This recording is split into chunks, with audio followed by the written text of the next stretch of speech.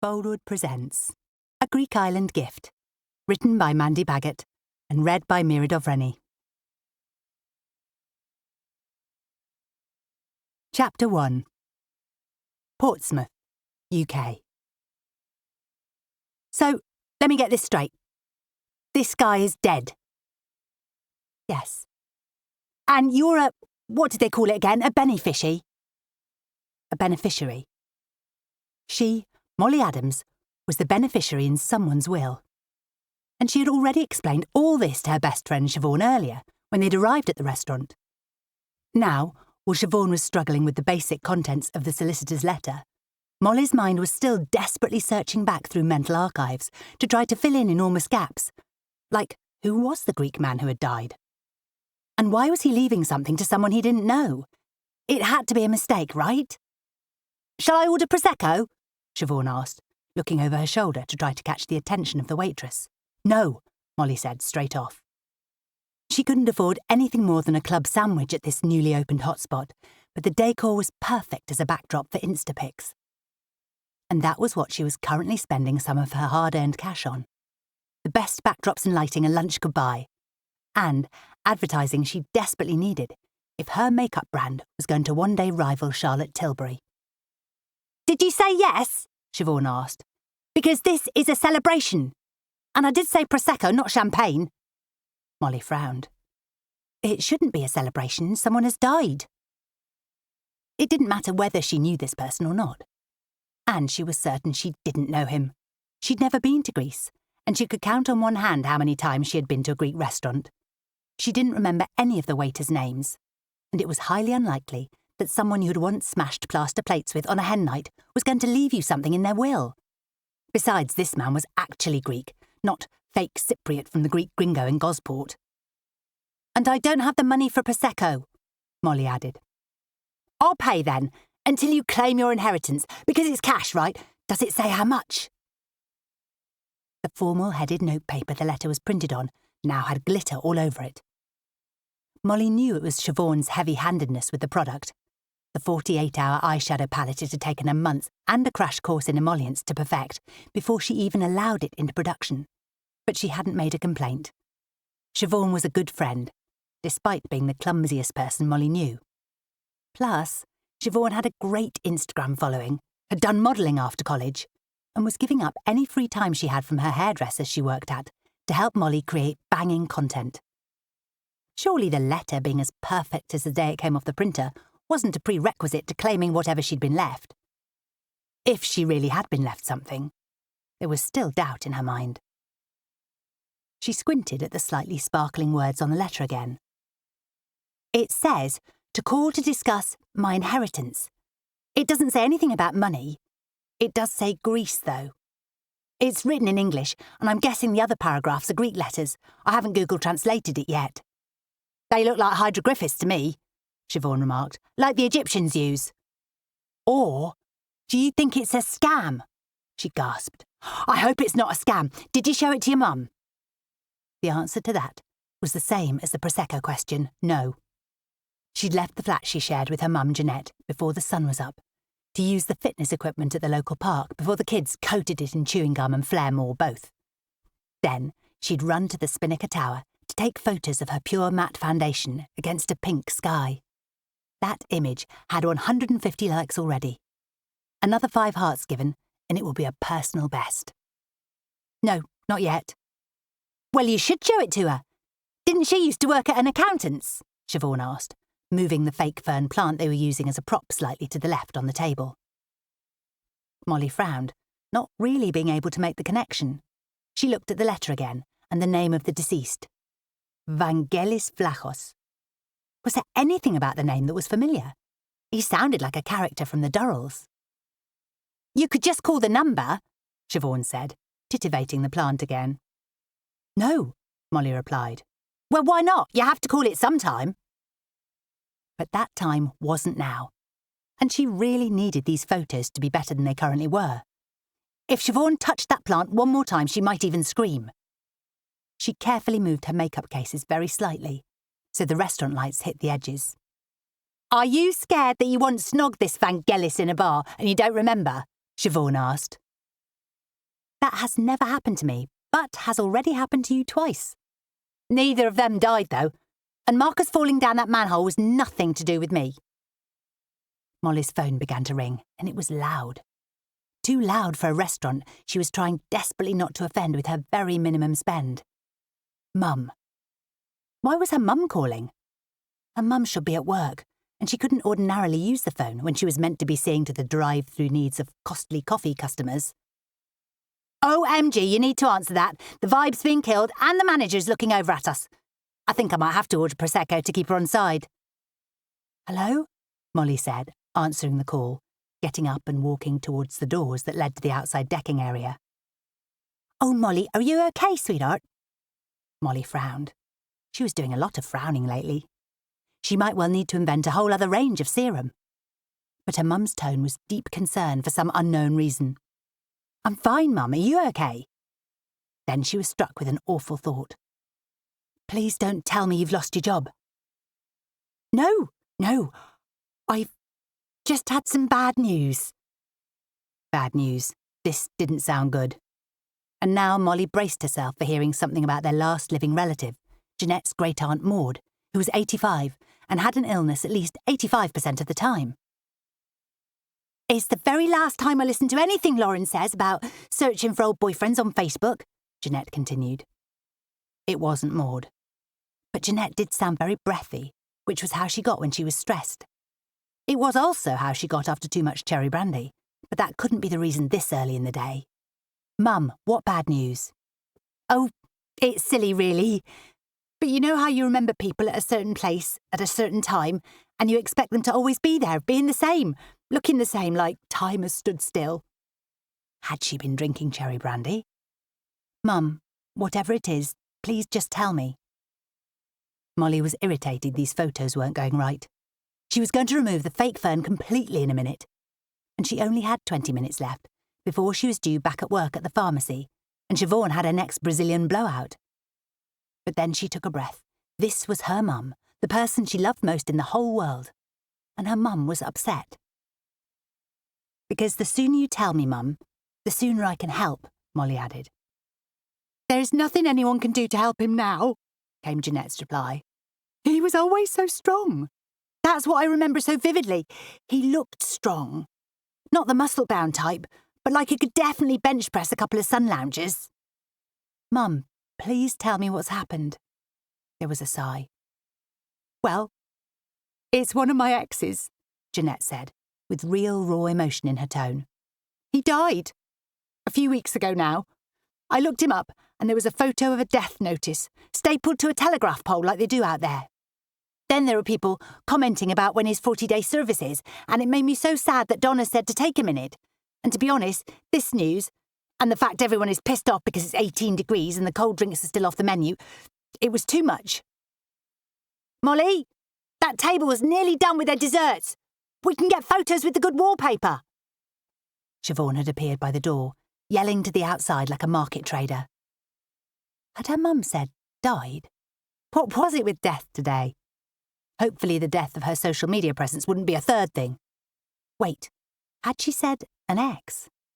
How long ago was this ex? Anything circa 2000, and Molly was going to be very interested to know more. Oh, Mum, I'm so sorry, that's very sad. It must have been difficult to find out like that. Siobhan was now waving, like she was setting sail on a brand new luxury cruise liner. It was hard to think of that big, strong Greek guy being not here anymore. Molly's skin chilled. Had her mum said Greek guy? Now this was sounding like way too much of a coincidence.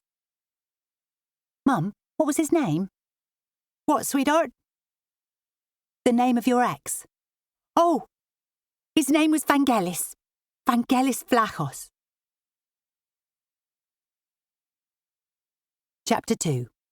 Kassiopi, Corfu, Greece.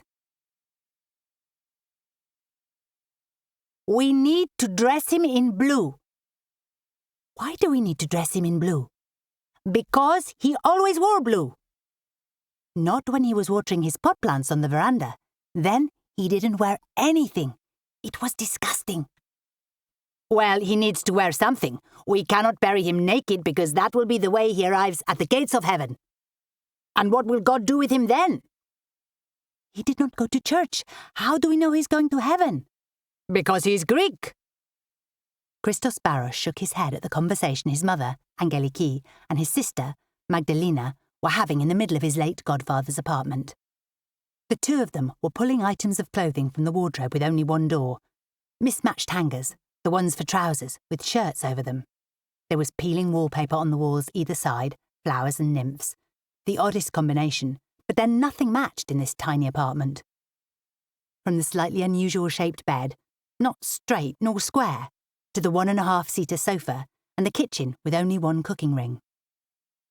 But what also didn't match was the picture-perfect view falling away below this top-floor flat. In complete contrast to the hordes of evidence of a very eclectic life, with the sparkling diamonds dazzling against an azure sea in the horseshoe-shaped harbour of Kassiopi.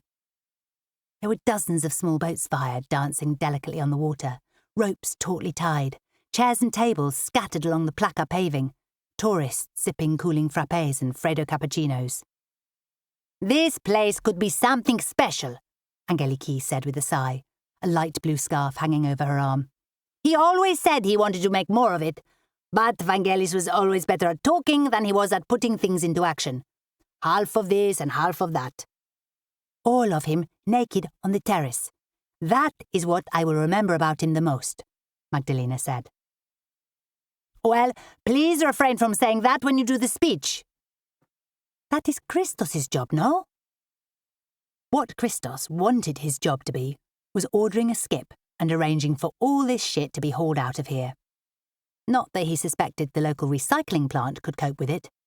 The flat needed gutting, from the broken-up wooden floor to the ceiling with peeling plaster, and his mother was talking about special. It would need work to get it into shape for sale, and even then it would be quite the task. And would anyone really want to take on something this small, barely big enough for one person? It had been hardly large enough for Vangelis. Giant of a man was as tall as he was wide. The varied jobs he'd had throughout his life, all involving small feats of strength. Hauling fruit and vegetables in and out of vans, dragging nets of fish from the sea, smashing plaster plates on his head, balancing a bottle of ouzo on his nose, and dancing on tables at Greek nights for tourists.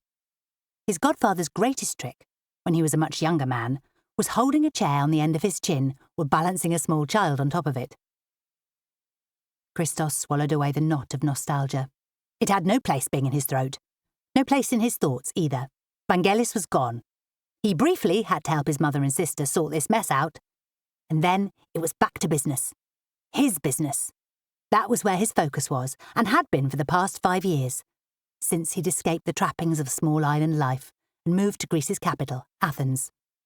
He'd worked night and day at a bar, 14-hour shifts, sometimes more, until he had enough cash to rent a small space and launch his very first gym. He had started tiny, then it grew, slowly, steadily, hitting each target marker month on month, year on year, until it was time to expand and create a second branch. He had just opened gym number 3 and had employees. Thus far, he had kept his success the way success should be kept, quiet, softly making gains, gradually working his way towards the day when it would be time for everyone to know his name. You should only be loud about success when no one can ever strip it away from you. "Perhaps we will see who has been left the most in the will, and decide who will do the speech from that," Christos replied. The official reading of the will was in a few days' time. He had got here too early, his mother deliberately misleading in her information to ensure he spent more time on the island. He knew she thought he had abandoned her, but she also thought that when he had travelled south for a weekend in Kavos. Greek mothers spent a large majority of their lives feeling abandoned by someone or something. "Why do you not have an opinion on anything?" Magdalena asked him. "I do," he countered, "if it is important." "Okay, so what is your opinion on Vangelis' naked watering of his flowers?" She folded her arms across her chest and stared at him. His little sister, still with that quick-fire sass. "I do not remember it," he replied, adjusting his tie. "You must remember it," she countered. "It was one of the most traumatic experiences of my life." Oh my God, Angeliki exclaimed, a pair of blue trousers now in her hands. If that is one of the most traumatic experiences of your life, then you have not experienced enough trauma. That is a fine thing to say to a child, Magdalena said. Why do you not say those things to Christos? And so the bickering continued anew. It had been that way for as long as he could remember, and he wanted no part of it. The issue was that his mother and sister were so similar, and he had always felt a little different, more like his father, he guessed. Except that was the very last person he wanted to be likened to. No one wanted to be compared to a selfish person with the morals of a stray tomcat. It was one of the reasons it was so important for him to leave Corfu and make his own way, with nothing from his past blighting anyone's opinion. Here, there was too much focus on the negatives, and not enough time spent on making things better, on improvement and growth. And that was the nucleus of who he was now. He stepped out onto the balcony, and the humidity hit him with full force. Sweat was beading at the back of his neck, and the intense prickling began. He watched his white shirt turn transparent in places. What was the point of being here? To comfort his mother and sister? There were plenty of people who could do that, had been doing that, with their pots of food and good wishes at all times of the day. Even if he had been left something in the will, did he really need it? Want it? He looked down over the harbour. One boat, looking a lot less well-tended than any of the others. His godfather's boat. All these parts of Vangelis's life, things he owned but didn't take proper care of. Christos was determined not to end up like that. Dead and bloated, apparently going to be dressed in blue, and exposed as someone who watered their plants naked. That boat! It was his mother, suddenly at his side, using that skill she had of creeping up on people silently. He had tried to emulate it when he was a kid, but he had never been as good at it as she was. I am not sure it has moved in 2 years or more, Angeliki continued. There is most likely a family of squid in residence on the bottom of it. Why did he keep it? Christos asked, hands around the top rail of the balcony. If he did not take it out. Ah, I used to ask the same thing about the bicycle I bought you for your 6th birthday. Mama. Well, sometimes you keep things not for the reason they were purchased for in the first place, she sniffed, eyes seeking the mid-distance. Sometimes you keep things to remind you of a time when you were happier. She paused, then added, Perhaps I still have your bicycle because you are not here. Mama, Christos exclaimed. You should visit us more. You know how busy I am? I know that is what people usually say a few moments before they have a nervous breakdown. I am having a nervous breakdown in here, Magdalena called. There is a whole shoebox full of millipedes. Try not to develop more trauma. I am leaving the box for you. Christos took a breath, the heat scorching the inside of his mouth a little. Christo, I am just saying, perhaps that is why your godfather kept the boat. To remind him of times he had when he was younger and fitter, and the boat was used for parties as well as fishing. Parties? He queried. Ah, well, most of the best ones took place after you children were in bed. You went out on the boat when we were in bed? Christos asked. I left the dog in charge, his mother answered. He looked down at the boat again, remembering him and Vangelis sitting on the deck, repairing holes in the fishing nets. His first taste of tsipuro, and how the smell still made him feel sick. But the overriding feeling of that time was calm. The sensation that life was settled, slow, but peaceful. There had been so few moments like that when his father had been around, and afterwards, when his mother had been struggling financially and emotionally, tears about money and broken hearts, his sister mostly unaware, or so he hoped. You should sell everything, he said, turning his back on the view and facing his mother. Get it gone. Christo, we don't know what is in the will yet, or who he has left his things to, Angeliki reminded him. I pity the lucky person. They will be paying out more than they are receiving to get this junk out of here. He rebounded off the railing, ready to go back inside. Christo! I have a meeting on Zoom in 15 minutes. I will see you later at home. He couldn't stay amongst this cloying sentiment a second longer. Chapter 3. Portsmouth, UK. 3 flowery cardboard boxes, the kind you can buy in Home Bargains, were on the kitchen table when Molly got home. Photos, tickets, notes, receipts, and what looked like SD cards. 2 really old laptops taking up the rest of the space. Jeanette was wrist-deep in paper as she tapped at one of the 2 keyboards, a blank screen in front of her. Their kitchen diner was tight for space as it was, but with this clutter bursting its confines all over the place, it was even more evident than ever. "Mum, what is all this?" Molly was tired from work. There had been a national shortage of steroid cream for weeks now, and after it came back in stock, the queue was halfway around the car park and back to the cake slice shop. She just wanted a researched setting spray, have something to eat and go to bed. Except the solicitor's letter in her bag was currently feeling heavier than an inferior foundation, and she needed to talk to her mum about Vangelis Vlachos. Now she knew there was a connection there. And now her mum was foraging in boxes, which hadn't happened since the last time they were really, really tight for money and had to have a car boot sale. "Greece 2000, Jeanette said. "I didn't realise I'd kept half this stuff." Her mum not realising the type of shit she hung on to was a constant running theme. Molly hung her bag over a chair and sat down. "Is this to do with your ex, the one that died?" "Vangelis," Jeanette said. "Here he is. Look at those white shorts. He knows he looks good, doesn't he? Sal took that photo. She always got hers printed out. I've got some others on this computer, but it's so old I don't know if I can get it to turn on." Molly took the photograph from her mum and looked at the mid-20s man, all olive skin, luscious dark curls, and that toned, slender body that spoke of hard work. This was the man who had passed away and left something to her. She studied his face in the grains of a rather poor digital photo, in her opinion. Dark brown eyes. Did they have a light amber ring like hers? She tried not to look too obvious about scrutinising the photo, but this was the first man her mum had mentioned since Molly had met an undertaker from the Isle of Wight and eliminated him as being her father. She didn't know why she couldn't just know the truth. Why wasn't her mum like most other mums? Why didn't she know? Or even if she didn't know categorically, why didn't she just talk about it without bursting into tears or getting mad? What was even worse was when Jeanette got accusing, suggesting that Molly thought she wasn't good enough as a mother simply because she wanted to know who her father was. Dropping the subject was what Molly did most often, because without a Mamma Mia lineup of potentials for a DNA test, what other choice was there? Perhaps this was an opportunity, while her mum was reminiscing about times gone by, men she had once... "So, Vangelis was just a holiday romance?" Molly asked, sitting down next to her mum, the photo still in her hands. "There was no just about it. It wasn't only for the holidays.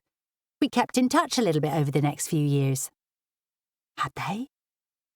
And this was the first Molly was hearing about this guy. Really? "He was a nice guy, you know. One of the good ones. Before they all turned into shells of people with egos bigger than Donald Trump's." "And he was from Greece," Molly clarified. "Yes, Molly, the photos are from Corfu, where I had some of my best holidays." More than one holiday. This was getting more and more interesting.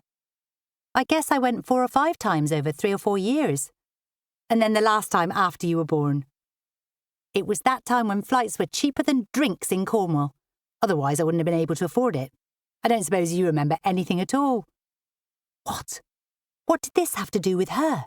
Was this the moment when she found out exactly why there was a solicitor's letter with her name on it, saying Vangelis had left her something in his will? "Remember what?" Molly asked. "Our trip to Corfu. We had such a lovely time. We stayed in this little apartment right over the harbour in Kassiopi with the most wonderful views of the water and across to the castle. I mean, you did almost fall through the balcony railings at least twice a day chasing the cats around, but in the end, Vangelis fixed some bamboo up there. Oh, these photos take me right back. I can almost feel the sunshine." What? She had been to Greece, to Corfu, where this Vangelis lived. This Vangelis, who she had not heard a thing about in her life, who had apparently stopped her from meeting a dramatic toddler death. This was it. He had to be her father. As her heart gathered more pace than an athlete gunning for 100-metre Olympic gold, Molly tried to still the rest of her. Jeanette never responded well to rapid-fire questioning, or questioning at all. Things had to be slow and measured, drip-fed, information extracted like every piece was connected to an incendiary device. Jeanette sighed then, like this place, Kassiopi, was second only to Paradise, or at least the Tandoori Paradise, that was their go-to celebration restaurant should they ever have enough cash for a proper night out, or anything to actually celebrate. Slowly. Carefully. "I've been to this place?" Molly asked, picking up another photo, eyes scanning the faces of people sitting at the restaurant table. "I don't remember. How old was I?" Hang on. Was she in this photo? There was a child, who seemed to be over a year old, sat on the knee of someone. Wait, was that Vangelis? "There you are," Jeanette said, pointing a finger at the child. "Look how I did your hair in lots of little bunches. You were so cute. And into makeup already, even at that age. You actually took your first steps in Corfu.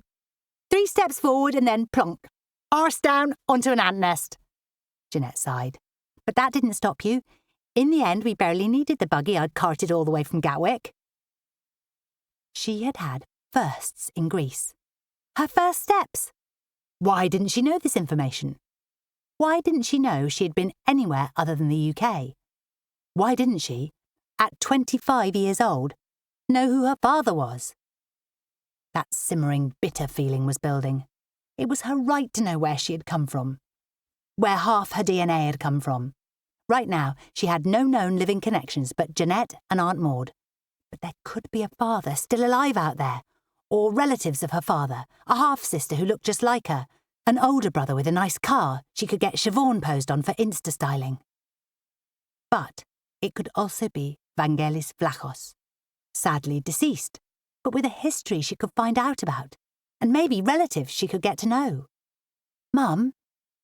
"He's not your father," Jeanette spat, cosy reminiscence forgotten, sharpness ensuing. "Before you get any silly ideas. That's why I don't show you things from the past. Every time I whip out something fun from years ago, you instantly start the Inquisition." Wow, that was harsh. And Molly didn't immediately know how to respond. So she didn't. "Well, that's what you were going to ask, wasn't it?"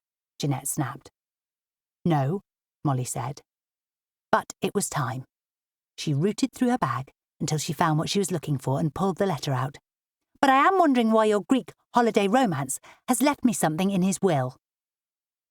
She slapped the letter down on top of a Hertz map of Corfu and next to 2 tickets that said Paxos. "What is this?" Jeanette asked, picking the letter up. "It's a letter from a solicitor in Greece. Vangelis Vlachos has left me something in his will. And if he's really not my father, then why has he done that?" Molly watched her mum's expression carefully now. Would there be something in her eyes that gave a clue as to how she felt about this news? A tell that says Vangelis was a paternal match. "That's impossible," Jeanette exclaimed, eyes doing nothing but scanning over the words on the letter. "Well, it's not, because that's what he's done. The letter says so." "But how would he know where we lived?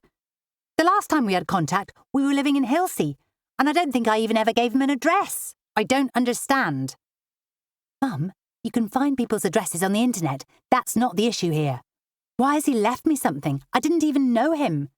I don't remember sitting on his lap, wherever this is." She touched the photo of the group around that taverna table. "Alexandros on the beach," Jeanette said wistfully. "It was one of my favourite tavernas. It was the first time you tried feta cheese and watermelon." Another first. "Mum, I've inherited something from your ex-boyfriend. Don't you think that's a bit weird? What am I supposed to do? I mean, it could be money, but am I going to have to go to Greece to claim it?" "I wouldn't have thought it would be money. Vangelis didn't really have much of anything except Greek charm. He was very rich in that." Ugh! Why was her mum looking like a dream sequence from a rom-com? She needed information. Facts. Not a chapter of sweet vacation fiction from yesteryear. "Mum, is there any reason you can think of as to why this man has left me something?" "Because he was a nice person," Jeanette suggested. "Oh, maybe it's the ornament he had of a snake. It was bright green like a dish he kept things in. Keys, his cigarettes, coins. I always remember it. Isn't that funny?" Nothing about this was funny. It was strange, and she really hoped she had been gifted more than an ugly-sounding snake dish. As much as this was unexpected news, she had started to wonder if it could be something that led to greater things. A cash injection to see her makeup enterprise take off, so she could stop working at the pharmacy and focus her attention on starting more than sample-sized manufacturing and getting one of her hoped-for celebrity influencers on board. Everything was taking so long, though, and she knew if she didn't get a big break soon, then someone else was going to tap into the market she had her sights set on. A chill ran through her then. She couldn't think negatively, because she knew she had the raw beginnings of a unique product that she was certain was going to change the makeup industry forever. "Molly, I asked if you'd called them. The solicitors," Jeanette said, like she had spoken before, and Molly just hadn't heard. "No, not yet, because I don't know, I guess I thought it might be a scam and I hadn't heard of this man before. It wasn't until you said his name on the phone that I really considered it might be real." Jeanette looked at the letter again. "You need to phone them. Find out." She sighed. "Poor Vangelis." Molly took a breath, picked up one of the boat tickets from the table. A poor Vangelis was absolutely the last thing Molly wanted him to have been. Chapter 4. Kassiopi, Corfu, Greece. 4 days later. "I still can't believe we're getting an unexpected hot girl summer." Siobhan let out a squeal as she descended from the bus. Molly almost fell down the last step as her flip-flop gave way. The trip from the airport felt like it had taken 6 hours and twice as many hairpin bends to the soundtrack of Greek radio, horn beeping, and the only Greek word she now knew, malaka. She was in Greece, Corfu, and this was Kassiopi, the village her mum had made sound like part of the set of Mamma Mia. In fact, she could have sworn Jeanette had been humming "Take a Chance on Me" from the moment they'd boarded the flight. But now, feet swollen from the heat, standing next to the bus's exhaust, bugs chirping from the trees, Molly took a minute to take it all in. A paved square marked by a green metal fence with benches inside, a grill house and a burger restaurant, a supermarket tucked into a corner, a large bar with outdoor seating, chatter, the sound of sizzling meats, Greek life. "Oh, it looks just the same," Jeanette remarked, hand to her chest like she was having a nostalgic reunion. And then, "But also different. I'm sure that supermarket was called something else, and this burger place wasn't here." And Molly was still wondering exactly why the three of them were here at all.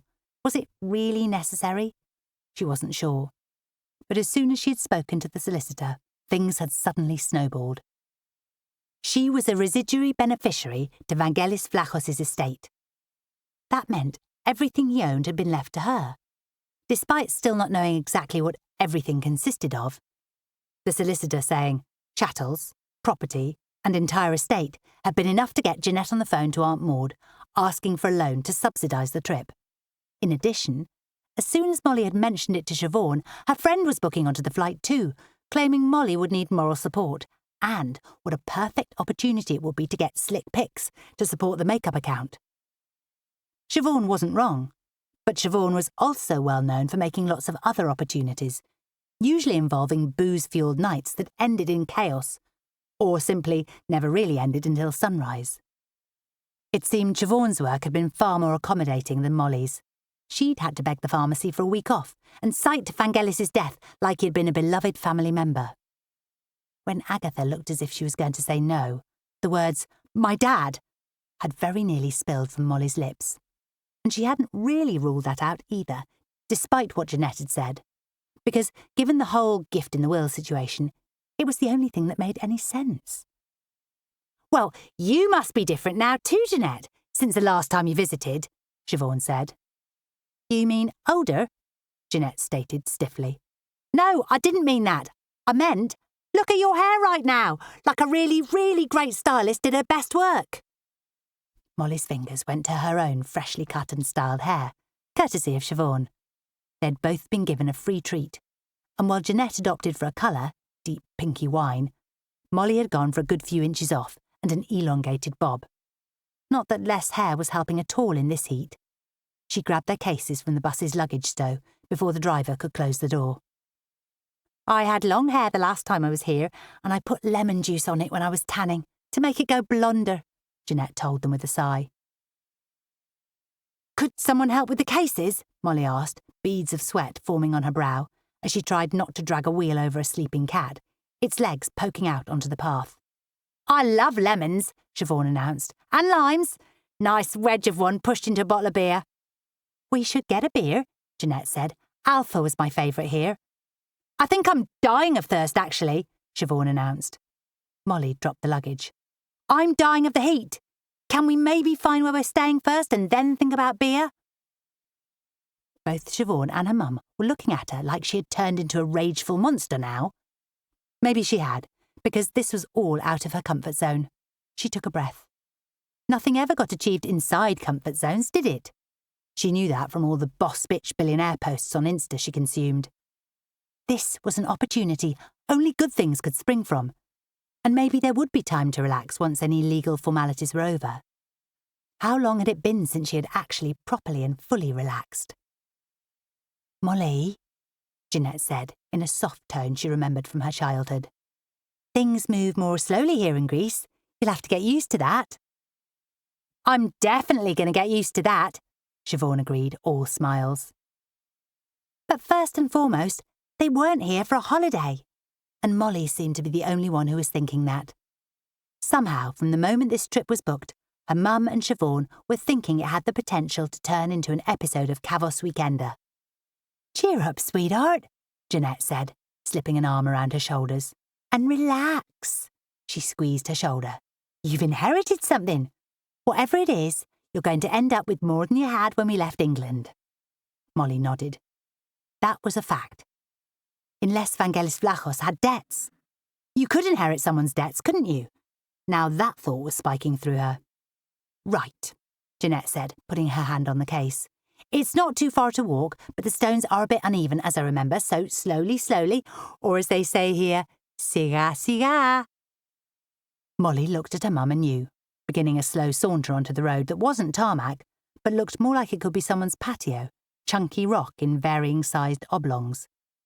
She hadn't known her mum had been to Greece, and now she was speaking Greek like she was a Duolingo queen. It was all very, very weird. He could be a secret millionaire, you know, Siobhan said, coming up alongside Molly, dragging her case with her.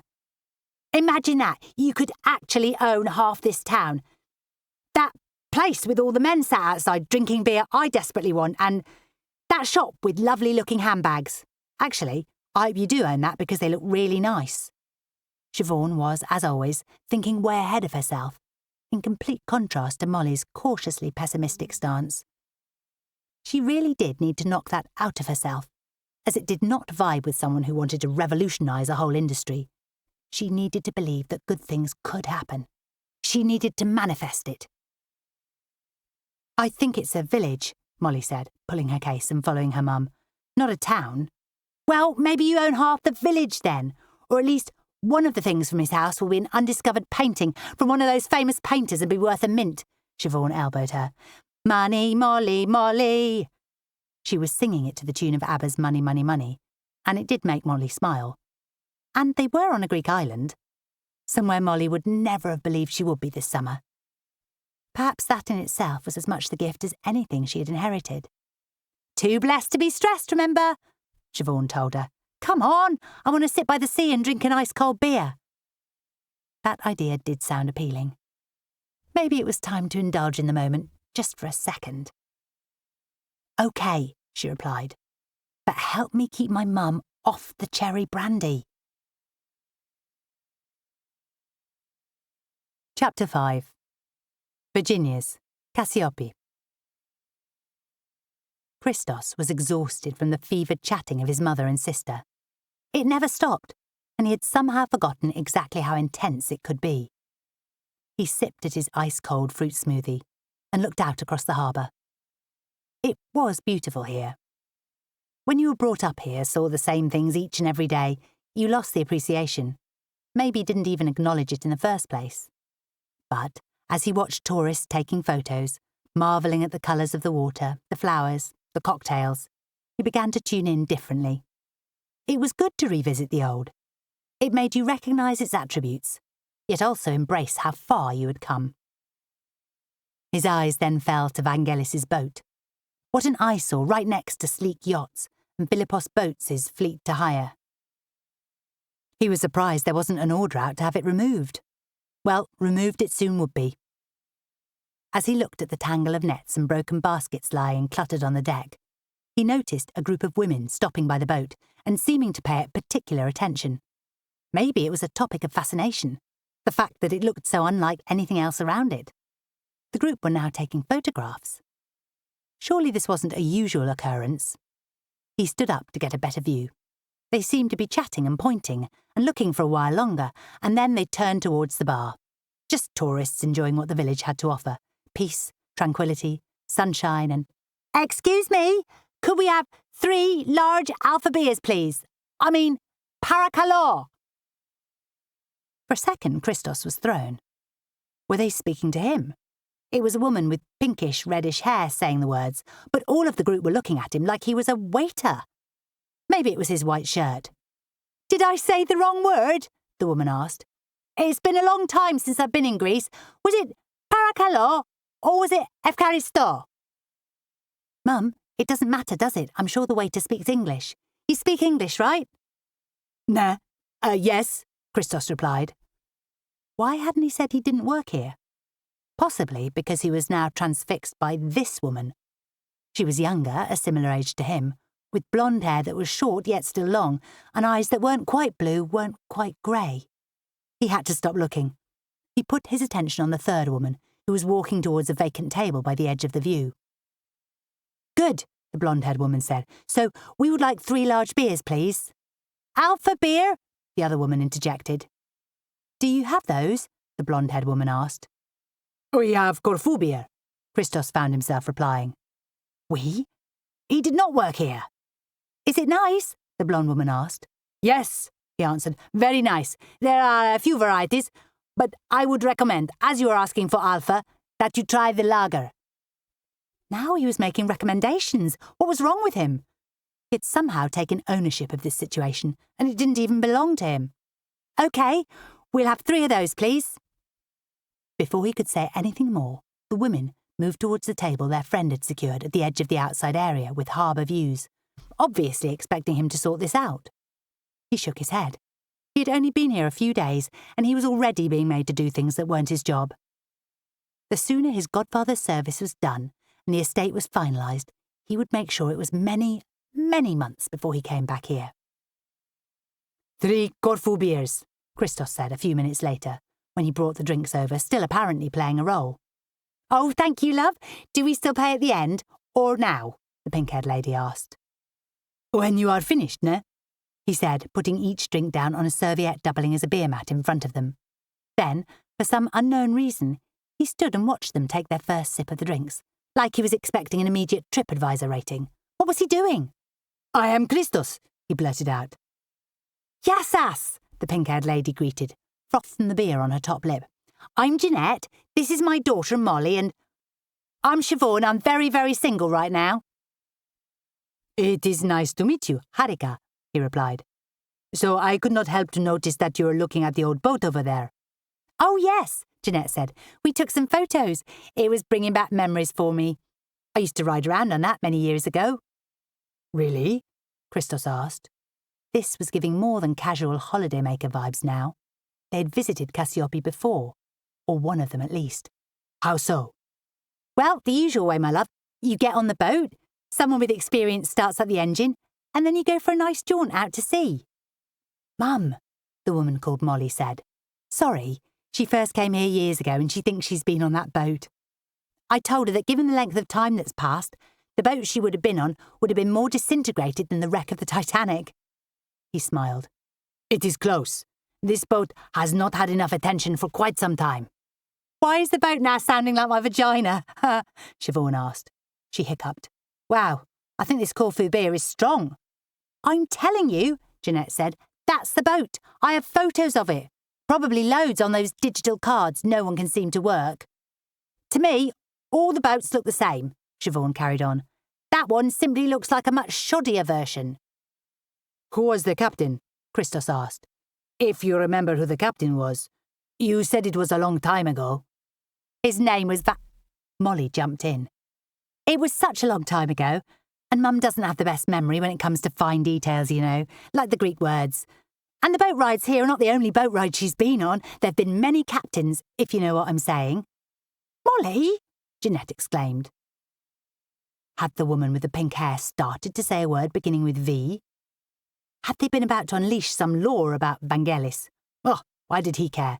Tomorrow, when the will was read, he had no doubt that his mum, his sister, perhaps him too, will have been left all the mess his godfather had created, and then he could get back to doing what he did best, which involved him not being here at all. I will have you know that my memory is perfect, Jeanette said, and I remember that Look! Molly exclaimed. Look at that butterfly! She pointed towards some planters. Now Christos's interest was piqued. This was a distraction technique. Molly didn't want her mother elaborating on her memories of the village. Why? I can't see a butterfly, Jeanette remarked, looking at the flowers. Thank you so much for the drinks, Molly said, addressing him directly with those eyes. It was nice to meet you. Quero. This conversation was over. Chapter 6. Above Kassiopi Harbour. The apartment they had secured was a bit more than Molly would have wanted to pay. But with cash in their bank from Aunt Maud, Jeanette said the extra euro spent would be worth it for a few more square metres in the living area and the views. And she hadn't been wrong about the views. While Siobhan was napping and Jeanette was in the shower, Molly was sitting in a patch of shade on their balcony that overlooked that beautiful harbour they had been sitting around earlier. A few terracotta tiled roofs sloping down beneath the space were the only things that separated Molly from the sea and those bobbing yachts. Then, across the water, directly opposite on the hill, were the ruins of a castle, a Greek flag flying. She should Instagram it, perhaps with one of her powders on the little bistro table she was sat at. She had brought a few samples with her to trial them in the heat. Except, all she really wanted to do was take a moment. Why, if this place was so special to her mum, had she never mentioned it until now? Molly was suspicious. Her mum talking Greek, claiming to know the very boat she had spent time on. The more snippets she was hearing, the more Molly was thinking there was a bigger story here. She was itching to find out everything about Vangelis Vlachos too. But she had also exercised caution with the waiter at the bar earlier. She didn't know what she had inherited or why. It was not the time to start sharing their private business with strangers. Despite this cosy village vibe Jeanette seemed to be revelling in, like she'd been born here. The man was hot, though. Dark hair, even darker eyes, and his mouth. A nice mouth was one of the things she looked for when it came to the attractiveness of a guy, that and beautiful hands. She could friend zone very quickly if there were thin lips and stumpy fingers. Siobhan thought she was crazy to be so specific. But then the only requirement Siobhan had when it came to men was if they were breathing or not. And there had been one particular guy, when her friend was going through her older man stage, where his emphysema had made that debatable. Molly sipped at the water in her glass and jumped as a large bug appeared on the edge of the table. What was that? It looked like something that could grow up to be a man-eating critter from Stranger Things. Relax, that is only a mantis. Now she jumped at the close proximity of a voice not belonging to either of her apartment mates. She looked across her balcony, and there he was, the waiter from the bar. Shirtless. Why was he shirtless? Why did his abs look like they could be in the opening titles of Love Island? He was 2 small balconies adjacent. Did he live there? Now she was definitely more distracted by him than the bug. I don't know how you can see what it is from that far away, Molly answered. Oh no, why'd she said that? Now he was moving closer to the edge of his balcony, and therefore closer to her, with no shirt on. Ah, it is a brown one, Christos remarked, leaning to get a better look. What does that mean? Molly asked. It's not poisonous, right? He made a noise that sounded somewhere between an affirmation and complete nonchalance. She slowly rose from her chair as the bug seemed to turn its head and make eye contact with her. Do not move too quickly, he whispered. What? Molly exclaimed. Are you serious? And lower your voice. They can pick up on the vibrations. And believe me, you do not want them picking up on your vibrations. This had to be a wind-up. But how could she be sure? She didn't know anything about Greek wildlife. She slowly continued her trajectory upwards, out of her seat, her core twisting like she might be a snake trying to coil subtly away. Good, Christos said. But, you know, they can jump. Very quick and very far.